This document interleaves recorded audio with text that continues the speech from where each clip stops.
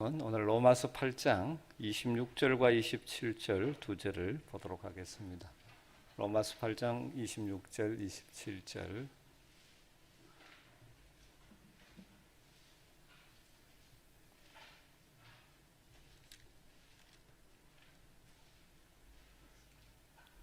우리 같이 한 목소리로 말씀을 읽도록 하겠습니다. 같이 읽습니다.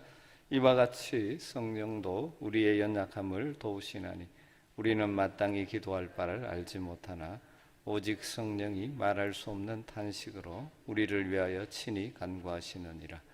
마음을 살피시는 이가 성령의 생각을 아시나니 이는 성령이 하나님의 뜻대로 성도를 위하여 간구하심이니라.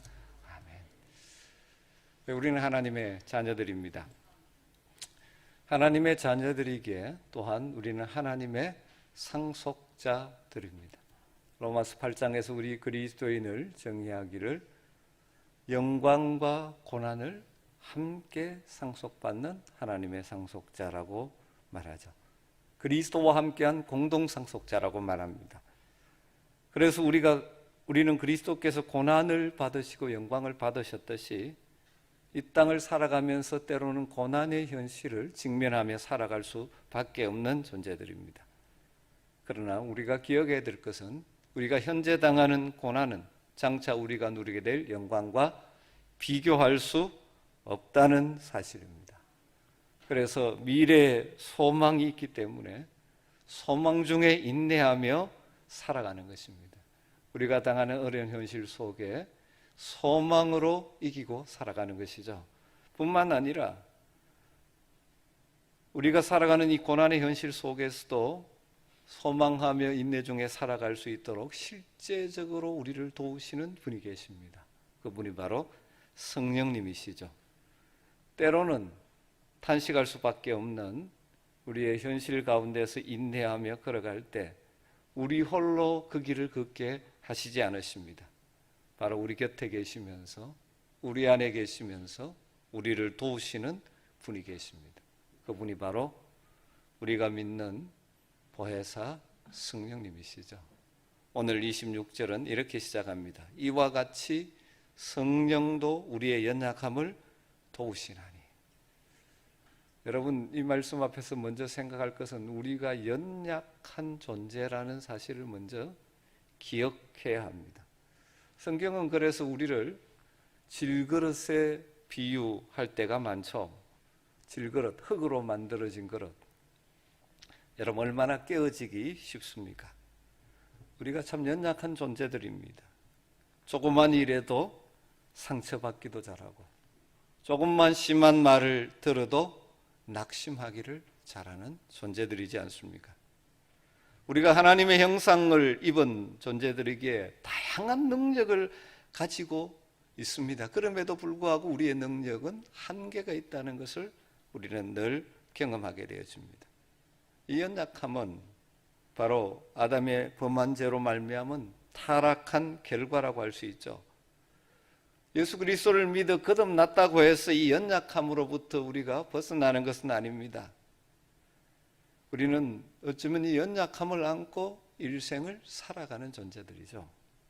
그러나 우리의 연약함 때문에 낙심할 필요가 없다는 사실입니다. 왜냐하면 하나님이 우리의 연약함을 아시기 때문입니다. 또 우리의 연약함을 도우시기 위해서 보혜사 성령을 우리 가운데 보내주셨습니다. 우리 안에 거하시는 성령님은 우리를 거듭나게 하셔서 본래는 육신의 사람, 다르게 말하면 죄악된 본성을 따라 살아가던 우리를 영의 사람, 성령을 따라 살아가는 사람으로 바꾸어 주셨습니다. 그리고 계속해서 우리 안에 거하시면서 우리를 도우시는 분이라고 성경은 말씀합니다. 우리의 연약함을 도우시는 분. 이와 같이 성령도 우리의 연약함을 도우시나니. 그래서 성령을 다르게 표현할 때 요한복음에서는 뭐라고 표현합니까? 보혜사라고 부릅니다. 보혜사라는 것은 만든 단어죠. 보혜사 성령님은 예수님이 이 세상을 떠나시기 전에 마지막 다락방에서 제자들에게 설교하시면서 아주 강조하셨던 것 중에 하나입니다. 보혜사라는 단어가 헬라어로 파라클레토스라는 단어입니다. 돕는 자라는 의미죠. 예수님께서 지상에 계실 때 예수님이 제자들의 돕는 자였습니다. 다르게 말하면 제자들을 도와주시는 보혜사 역할을 하셨습니다. 그러나 예수님 이제 십자가에서 우리 인류를 구원하는 일을 이루고 하늘로 떠나가실 것입니다. 주님이 떠나간다는 말씀에 두려워하고 있는 제자들에게 약속하신 것이 무엇입니까? 또 다른 보혜사인 성령을 보내주시겠다고. 예수님이 보혜사 역할을 했지만 떠나니 이제는 또 다른 보혜사인 성령을 보내주신다고 말합니다. 그 약속대로 오순절에 성령께서 예수의 제자 공동체인 교회에 임하신 것이죠. 그리고 오고 오는 시대에 예수를 구주로 영접하는 우리 그리스도인의 마음에 임하셔서 거하고 계십니다. 그리고 우리를 도우시는 분입니다. 우리가 신앙생활을 잘 한다는 것은 우리 안에 가시는 성령님의 도우심을 받아서 성령의 사람으로 육신의 정욕을 꺾고 세상 속에서 살아가는 것이죠. 그런데 여기서 도우신다는 말의 의미를 잘 이해해야 됩니다. 도우신다고 번역된 단어가 심 안티 람바네이라는 단어인데 함께 짐을 진다, 함께 연합해서 돕는다, 그런 뜻입니다. 또 다르게 표현해 보면 맞잡아 준다, 이런 의미라고 할 수 있습니다. 여러분 예를 들 때 무거운 물건을 옮기려고 하면 혼자 하면 힘드는데 같이 맞잡아 들어주는 사람이 있으면 훨씬 쉽게 감당할 수 있죠. 바로 성령님이 도우신다는 것이 바로 그런 의미입니다. 성령께서 우리 인생의 짐을 함께 져주시고 함께 붙들어 맞잡아 들어주시는 분이시라는 것입니다. 이것이 성령님이 우리를 도우신다는 것입니다. 여러분 성령이 우리를 도우시는 분이지 우리를 대신해 주는 분은 아닙니다. 너는 가만히 있어 내가 다 해줄게, 그렇게 말씀하시는 분도 아니고 그렇게 일하시는 분도 아니십니다. 성령님을 모시고 산다고 해서 우리의 연약함이 사라지는 것 아닙니다. 우리 안에 성령님 계신다고 갑자기 우리가 영적인 거인이 되는 것 아닙니다. 성령은 우리의 연약함 그대로 두시고 우리를 도와주시는 것이죠. 우리 편에 살 일은 무엇입니까? 성령님의 도우심을 구하고 따르려고 할 때 성령께서 맞잡아 주시는, 도와주시는 능력을 덧입어서 우리가 이 땅에서 당하는 여러 가지 짐들, 감당해야 할 일들을 감당해 가는 것이죠. 우리의 힘만으로 할 수 없는 것들을 하게 하시는 것입니다. 성령은 보혜사, 돕는 자로서 다양한 방법으로 사실 성도들을 도와주십니다. 보혜사라고 번역된 헬라 파라클레토스라는 단어가 문자적으로는 옆에 와서 돕는다, 그런 뜻이죠. 옆에로 부름을 받은 자. 그래서 그게 가장 기본 의미로 영어로 헬퍼, 돕는 자, 또 때로는 카운슬러, 상담자, 때로는 변호자, 그런 의미로 사용되어집니다. 성령님께서는 때로는 우리 곁에 오셔서 우리를 위로해 주실 때가 참 많습니다. 마음이 상하고 어려울 때 나아가면 성령께서 우리의 마음을 만져 위로해 주실 때도 있죠. 때로는 우리의 상담자가 되어 주십니다. 어떻게 선택하고 가야 될지 모를 때 성령을 의지하며 기도하며 나갈 때 우리에게 지혜도 주시고 갈 길을 인도해 주시는 분으로 우리 가운데 일하시는 것이죠. 때로는 우리의 변호자가 되어 주십니다. 특별히 하나님 앞에서 우리를 대신하여 친히 간구하시면서까지 우리를 대신하여 변호해 주시는 분이시기도 합니다. 그런데 오늘 이 로마서 8장 읽은 말씀에서는 우리를 도우시는 아주 실제적이고 중요한 한 가지를 소개해 주고 있습니다. 성령이 도우시는데 뭘 도우시느냐? 우리의 기도를 도와주신다는 거죠. 26절에 이와 같이 성령도 우리의 연약함을 도우시나니 우리는 마땅히 기도할 바를 알지 못하나 오직 성령이 말할 수 없는 탄식으로 우리를 위하여 친히 간구하시나니라. 성령이 우리를 도우시는 방법 중에 하나가 우리의 기도를 도우시는 것입니다. 때로는 너무 그 상황 속에서 어떻게 기도해야 될 바도 알지 못하는 상황이라 할지라도 우리의 기도를 도우시는 분이라는 것입니다. 왜 성령님께서는 우리가 당하는 고난과 어려움의 때 우리의 기도를 도우시겠습니까? 우리는 하나님의 자녀들입니다. 자녀들이 무엇인가 필요할 때 어떻게 합니까? 엄마 아빠 부르면서 요청하듯이 우리는 하나님 아버지께 기도함으로 도움을 받을 수가 있습니다. 그런 의미에서 기도는 무엇입니까? 연약한 인간이 전능하신 하나님과 소통하는, 우리가 그 놀라운 특권을 받은 자들입니다.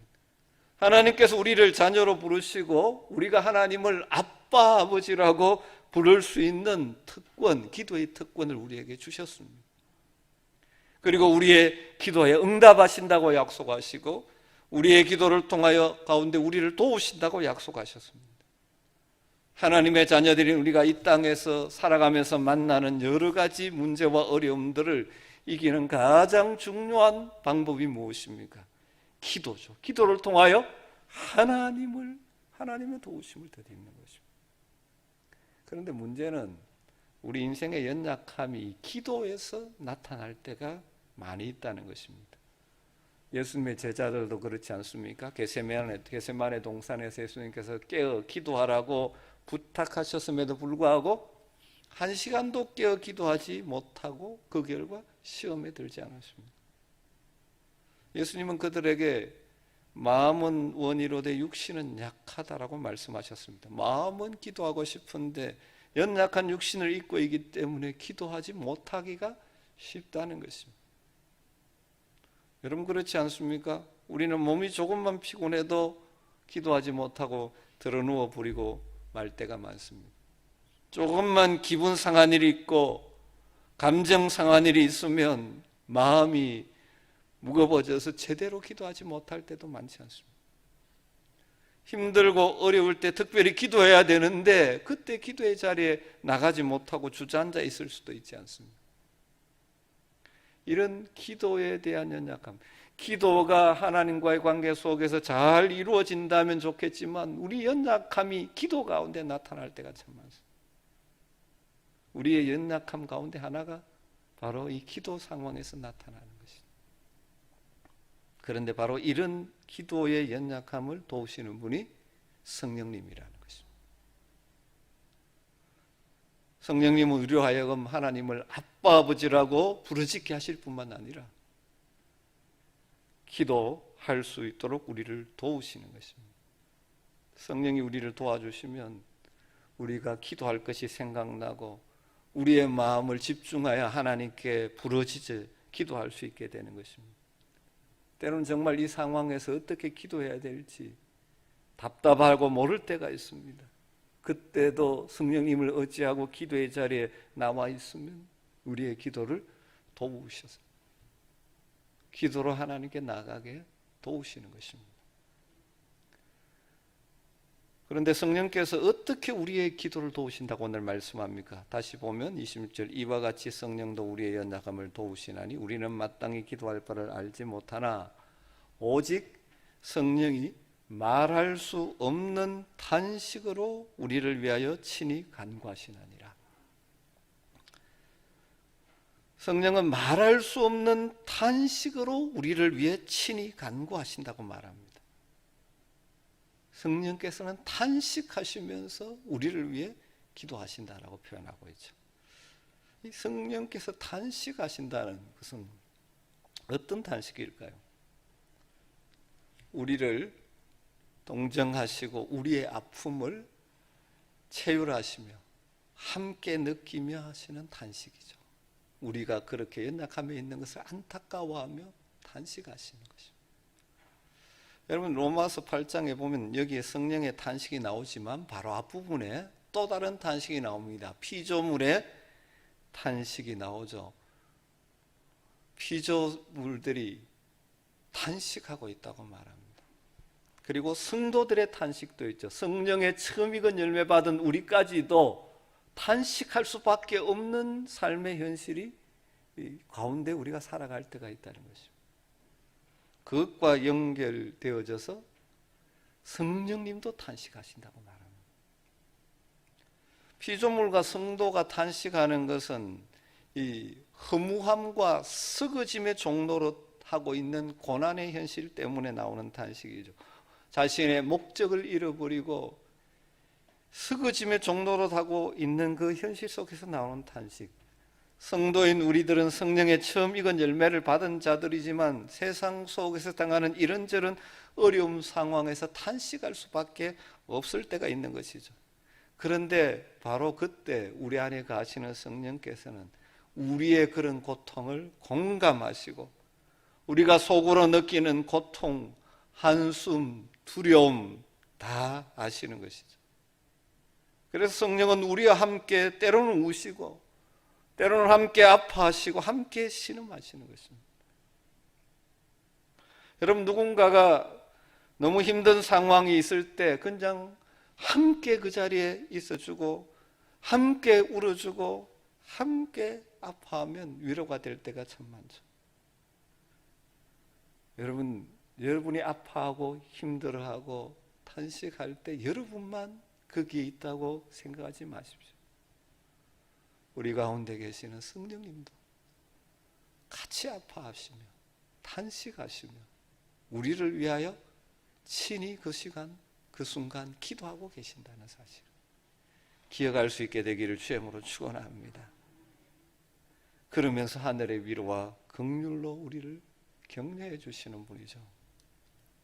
그런 의미에서 성령의 탄식은 단순히 슬퍼하는 탄식이 아니라 소망의 탄식이라고 할 수 있습니다.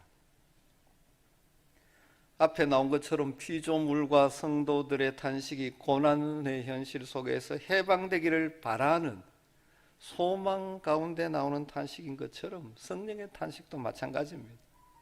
단지 울음과 슬픔으로 끝나는 탄식이 아니고 그 슬픔을 기도와 소망으로 승화시키는 탄식이라고 할 수 있죠. 예를 들면 구약의 한나가 번인나로 인하여 마음속에 슬픔과 격동함이 있을 때 성소에 나와 오랫동안 그 슬픔 속에서 기도하며 자신의 모든 아픔을 하나님께 토해냅니다.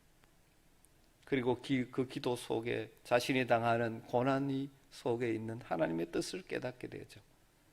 그래서 사무엘을 드리는 서원 기도를 하고 하나님의 뜻을 이루는 삶을 살게 됩니다. 그 한나의 탄식의 기도가 결국 이스라엘 나라를 회복시키는 사무엘이라는 인물을 태어나게 만든 것이죠. 그 한나의 슬픔의 기도가 마지막은 뭐로 변합니까?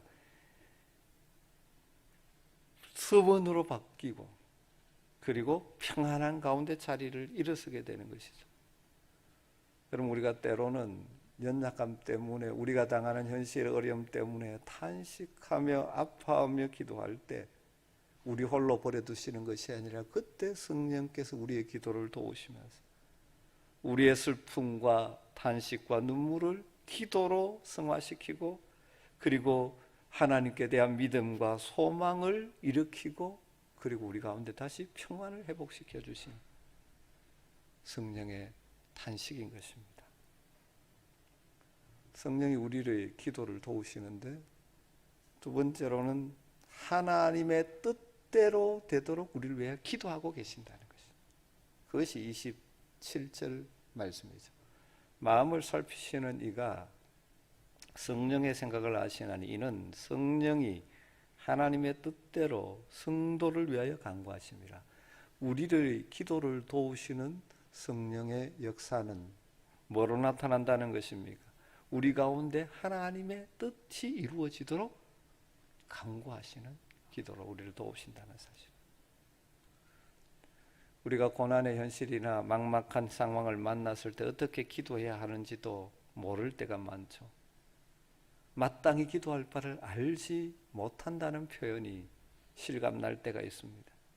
그 상황에서 어떻게 기도해야 될지, 무엇을 기도해야 될지 몰라 앉아 있을 수밖에 없을 때도 있을 수 있습니다. 내가 생각하지 못했던 상황을 만나고 내가 원하지 않았던 일들이 일어났을 때 이 일이 왜 내게 일어났는지, 그리고 이 상황을 통하여 하나님 무엇을 원하시는지 우리가 알 수 없을 때가 많습니다.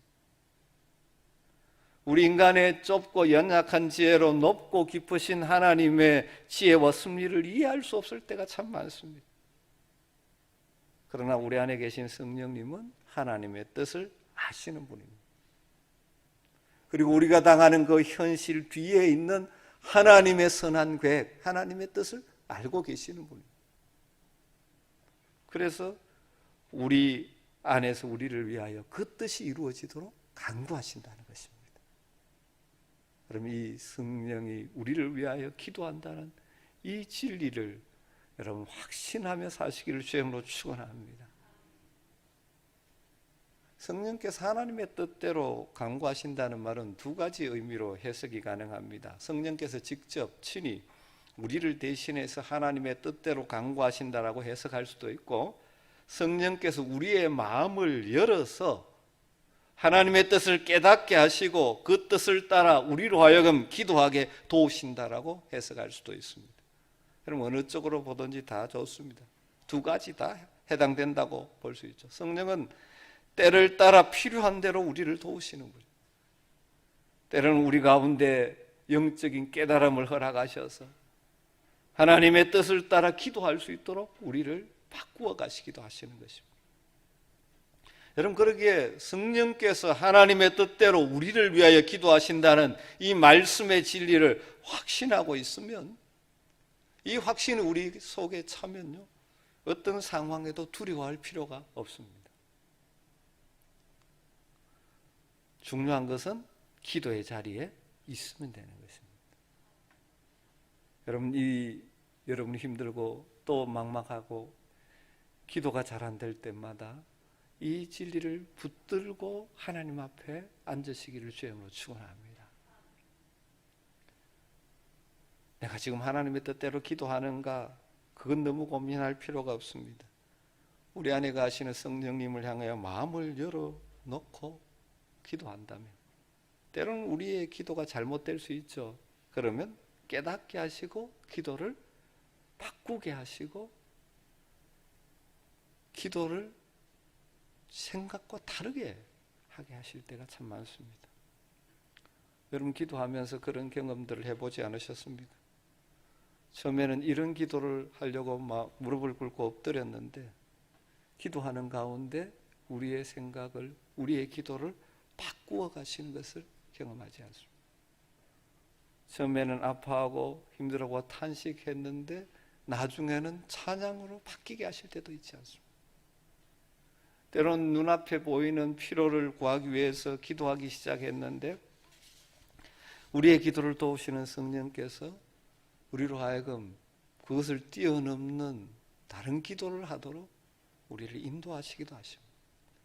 여러분, 기도 생활에 이런 성령의 도우심을 체험하고 경험하는 성도들이 되시길 주님으로 축원합니다. 그럴 때 기도가 더 깊어지는 것입니다. 우리는 우리에게 정말 필요한 것이 무엇인지 모를 때도 많이 있습니다. 그러나 성령은 우리보다 우리에게 무엇이 있어야 하는지 더 잘 아시고 우리를 향하신 하나님의 계획을 알고 계시기에 그것이 이루어지기를 기도로 돕는다고 말씀하고 있습니다. 자주 말씀드리지만 여러분, 내 원하는 것이 이루어지는 것이 좋은 것이 아니고 하나님의 뜻이 이루어지는 것이 가장 좋은 것입니다. 내가 원하고 욕심을 가지고 있고 내가 소망하는 그것이 이루어지는 것이 중요한 것이 아니고 하나님의 계획이, 하나님의 목적이 이루어지는 것이 더 좋은 것입니다. 내 생각대로, 내 계획대로, 내 주장대로 되는 것이 최선이 아니라 하나님의 뜻이 이루어지는 것이 최선이라는 사실을 믿으시기를 주님으로 축원합니다. 그렇기 때문에 우리를 위하여 하나님의 뜻대로 간구하시는 성령님을 향하여 늘 마음을 열어놓고 기도하시기를 바랍니다. 그럼 기도가 내가 생각하는 것 그대로 그냥 하나님께 부르짖고 가는 그런 기도 차원이 되어서는 안 됩니다. 그렇게 기도를 시작할 수 있죠. 그러나 성령께서 어떻게 내 기도를 도우시는지를 생각하며 열어놓고 기도하면 우리의 기도를 통해서 하나님의 뜻이 이루어지는 것입니다. 그래서 하나님의 뜻대로 구하면 하나님은 우리의 기도에 반드시 응답해 주시죠. 요한일서 5장 14절에 그를 향하여 우리의 가진 바 담대함이 이것이니 그의 뜻대로 무엇을 구하면 들으십니다. 여러분, 기도가 여러 가지 모습이 있지만 가장 궁극적인 기도는 무엇입니까? 기도를 통하여 하나님의 뜻이 우리의 삶에 이루어지게 하는 도구인 것입니다. 그래서 예수님께서 기도를 가르쳐 주실 때 하늘에 계신 우리 아버지여 이름이 거룩히 여김을 받으시오며 나라의 임하옵시며 뜻이 하늘에서 이룬 것 같이 땅에서도 이루어지이다. 이거 먼저 기도하라고 말씀하셨어요. 여러분, 이 땅을 살아가면서 평탄할 때도 있습니다. 내 생각대로 계획대로 이 일이 이루어질 때도 있습니다. 그러나 그렇지 않을 때도 참 많습니다. 왜냐하면 이 땅을 살아가는 우리 그리스도인의 이 실존 자체가 고난과 영광을 함께 상속받은 하나님의 상속자들이기 때문입니다. 그러나 고난과 여러 가지 어려움을 만나지만 우리는 넉넉히 이길 수가 있습니다. 우리에게 능력이나 힘이 있어서가 아닙니다. 우리는 연약한 존재지만 우리를 도우시는 분이 계시기 때문입니다. 특별히 보혜사 성령께서 우리를 도와주십니다. 우리의 인생의 무거운 짐을 함께 져주실 것입니다. 특별히 성령님은 우리의 기도를 도우시는 분이십니다. 때로는 우리가 어떻게 기도할지도 모르는 막막한 상황에서 탄식하며 우리를 위하여 기도하시는 성령님이 계신다는 사실을 기억하시기를 주님으로 축원합니다. 우리와 함께 아파하면서 사람들은 이해해 주지 못할 때 있을지 모르지만 우리와 함께 아파하시면서 우리를 위해 우리의 삶에 하나님의 뜻이 이루어지도록 기도하시는 성령님이 지금도 저와 여러분과 함께 하시는 줄 믿습니다. 이 믿음을 가지고 성령님을 향하여 마음을 열어놓고 늘 기도의 자리에 나가심으로 어떤 일을 만나도 넉넉히 이기고 그 상황 가운데 하나님의 뜻을 이루게 되는 복을 누리시기를 주의 이름으로 축원합니다. 우리 같이